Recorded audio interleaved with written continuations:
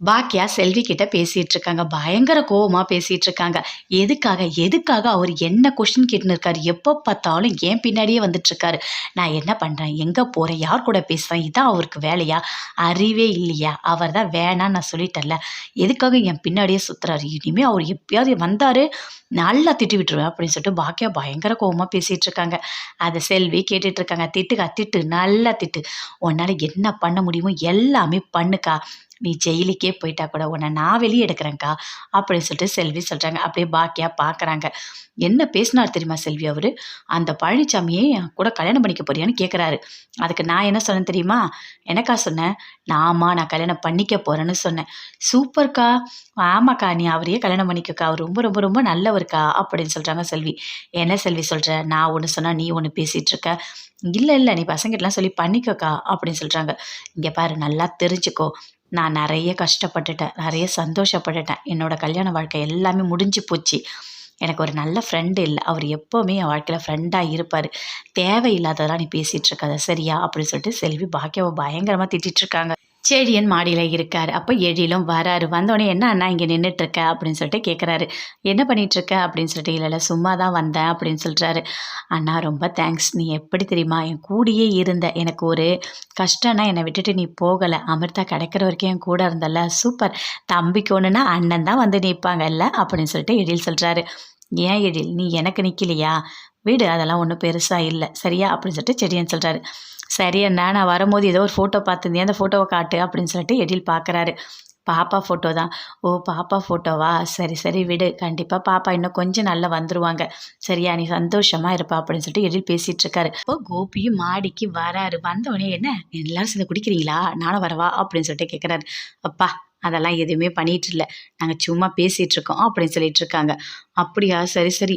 ஆமா பாத்தியா? பாக்கியா தான் உன்னோட வாழ்க்கைய அழிக்கிறதுக்கு காரணமே, பாத்தியா?" அப்படின்னு சொல்லிட்டு இருக்காரு.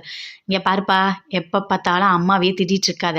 இப்படி ஒரு விஷயம் நடந்ததுனால தான் அவரு வந்து ஜெயிலுக்கு போனாரு. எங்க வாழ்க்கைக்கு ஒரு தீர்வு கிடைச்சது. புரியுதா?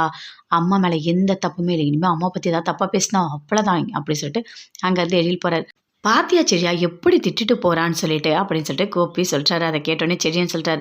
"ஆமாப்பா, அவன் சொன்னது எல்லாமே கரெக்ட்டு தான். அம்மாவ நீ திட்டிட்டே இருக்காத, சரியா?" அப்படின்னு சொல்லிட்டு அவரும் போறாரு. "என்னடா இப்படி அம்போன்னு விட்டுட்டு போறீங்க? நீங்க அப்பா மேல கொஞ்சம் கூடவா பாசம் இருக்காது? கடவுளே! இப்படியாப்பட்ட புள்ளைங்களா?" அப்படின்னு சொல்லிட்டு கீழ ஃபீல் பண்ணிட்டே வராரு. எல்லாம் அந்த அவளுக்கு தான் சப்போர்ட் பண்றாங்க" அப்படின்னு சொல்லிட்டு பேசிக்கிட்டே வராரு. அப்போ கரெக்ட்டா ராதிகா உட்காந்துட்டு இருக்காங்க. "என்ன கோபி, என்ன தானா பேசிட்டு வரீங்க?" அப்படின்னு சொல்லிட்டு கேட்குறாங்க. "ஒண்ணும் இல்ல. என்னையா திட்டுறீங்க?" "இல்ல உன்னைய நான் திட்டல" அப்படின்னு சொல்றாரு. அந்த பாக்கியா இருக்கல்ல, பாக்கியா, "சரி சொல்லுங்க, என்ன பிரச்சனை?" எழில், செழியன் 2 பேருமே மாடியில பேசிட்டு இருந்தாங்க. நான் போய் பேசினேன். அப்போ அவங்க அம்மாவ திட்டினேன்னு அவங்க அம்மாவுக்கு சப்போர்ட் பண்ணி பேசுறாங்க 2 பேருமே, தெரியுமா? என் மேல பாசமே இல்ல. முன்னாடிலாம் எழில் தான் அம்மா புள்ளையா இருப்பான். இப்ப செழியனும் மாறிட்டான்.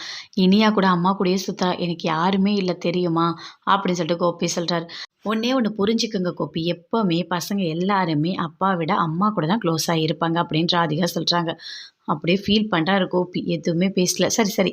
இதுதான் உங்களோட மெயில் ஐடியா?" அப்படின்னு சொல்லிட்டு ராதிகா கேட்குறாங்க. "ஆமா, என்னோட மெயில் ஐடி தான். ஏன் கேட்குற?" அப்படின்னு சொல்லிட்டு கோபி சொல்றாரு. "இல்ல, என்னோட ரிலேஷன் ஒருத்தவங்க இருக்காங்க. கொஞ்சம் கஷ்டப்படுற ஃபேமிலி தான். அவங்களுக்கு ஒரு வேலை வேணுமா, நான் வந்துட்டு மெயில் அனுப்ப சொன்னேன். என்னோட ஆஃபீஸ்ல இப்போதைக்கு வேலை கிடைக்காது. உங்க ஆஃபீஸ்லயும் கிடைக்காதுன்னு நெனைக்கிறேன். உங்களுக்கு தெரிஞ்ச ஆஃபீஸ்ல எங்க இருந்தா சொல்லுங்க கோபி" அப்படின்னு சொல்லிட்டு ராதிகா சொல்றாங்க. ஐயோ கடவுளே! எனக்கே வேலை இல்ல. இவ வேற என்கிட்ட வேலை கேட்டுட்டு இருக்கா. அப்படின்னு சொல்லிட்டு கோபி தானாவே பேசிட்டு இருக்காரு. "ஆ, சொல்றேன். கண்டிப்பா சொல்றேன். உனக்கு வேலை நான் சொல்றேன்" அப்படின்னு சொல்றாரு. ஏற்கனவே சுயமா பிசினஸ் பண்றவங்களுக்கே நெறைய ப்ராப்ளம். என்ன ப்ராப்ளம்?" அப்படின்னு சொல்லிட்டு ராதிகா கேட்குறாங்க. "சரி, நான் உங்க ஆஃபீஸ்க்கு வரேன். வந்துட்டு அதுக்கப்புறம் அங்க ஏதாவது நான் ஹெல்ப் பண்ண முடியுமா பார்க்குறேன். நீங்க சொன்னா தான் நான் என்னால செய்ய முடியும்" அப்படின்னு ராதிகா சொல்றாங்க. "ஐய்யய்யோ! எனக்கு எதுவுமே செய்ய வேண்டாம்மா நீ. ஆஃபீஸ்லாம் வந்துடவே வந்துடாத. நானே பார்த்துக்கிறேன். சரியா?" அப்படின்னு கோபி சொல்றாரு. பாக்கியா சொல்றாங்க, "எல்லார்கிட்டயும் ஒண்ணு பேசணும்" அப்படின்னு சொல்லிட்டு. "ஐய்யய்யோ! நான் எழுந்து போறேமா உள்ள" அப்படின்னு சொல்லிட்டு ஈஸ்வரி சொல்றாங்க. "ஏன் அத்த இப்படி பேசுறீங்க?" "ஆமா, பின்ன நீ ஏதாவது ஒண்ணு கிணற தோண்டுனா பூதம் வரும் பாத்தியா? அந்த மாரி கதை சொல்லிட்டே இருப்ப. ஒன்னுப்பா என்னாலாம் தாங்க முடியாதும்மா" அப்படின்னு சொல்றாங்க. "இல்ல அத்த, அதெல்லாம் ஒண்ணும் இல்ல. நான் ரெஸ்டாரண்ட் வந்து ஸ்டார்ட் பண்ணணும்ல, அத பண்ணலான்னு நெனைக்கிறேன். அதுக்கு ஒரு நல்ல நாள் பார்த்து சொல்லுங்க மாமா" அப்படின்னு சொல்லிட்டு பாக்கியா சொல்றாங்க. "சரிம்மா, நான் சொல்றேன்." "ஆமா, இது வேற ஹோட்டல் ஸ்டார்ட் பண்ணேன், ஒண்ணும் இல்லாம போச்சு. அடுத்தது எங்கேயோ போயிட்டு அத ஸ்டார்ட் பண்ணேன், மழை வந்தது. எதுவுமே சரியா இல்ல" அப்படின்னு ஈஸ்வரி சொல்றாங்க. அதுக்கு ராமூர்த்தி சொல்றாரு. என்ன எல்லாத்துக்கும் அபசகுணமா பேசிகிட்டு இருக்க? நான் சொல்கிறேம்மா ஒரு நல்ல நாள். நீ ஸ்டார்ட் பண்ணுமா அப்படின்னு சொல்லிட்டு ராமூர்த்தி சொல்கிறாரு. சரி மாமான்னு சொல்லிட்டு இருக்காங்க. சரி சரி பண்ணு. அதுக்கு தேவையான பணம்லாம் வச்சுருக்கியா? எல்லாமே என்கிட்ட பணம் இருக்குது. சரின்னு சொல்கிறாரு. நான் தரட்டுமாம்மா? இல்லைடா என்கிட்ட நிறைய பணம் இருக்குன்னு சொல்கிறாரு. அதை பார்த்தோன்னே கோபிக்கு பயங்கரமாக கோவம் வருது. அப்படியே வயித்தெரிச்சலாக வருது. அப்படியே கோவமாக போகிறாரு.